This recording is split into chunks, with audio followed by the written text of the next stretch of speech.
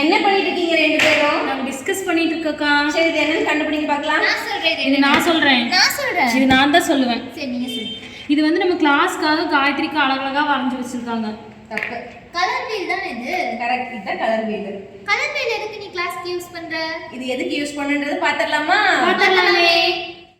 இந்த colour wheel theory எதுக்காக நம்ம யூஸ் பண்றோம்னா, இப்போ ஒரு கிளையண்ட் வந்து உங்ககிட்ட ஆரி ஒர்க் கொடுக்குறாங்கன்னா இது என்ன கலர் பிளவுஸ் போடலாம், இதுக்கு நம்ம கான்ட்ராஸ்டா கொடுக்கலாமா இல்ல சட்டிலா கொடுக்கலாமா இல்ல மோனோக்ரோமேட்டிக்கா கொடுக்கலாமான்னு சொல்லி நம்ம ஐடியா சஜஸ்ட் பண்ணணும்.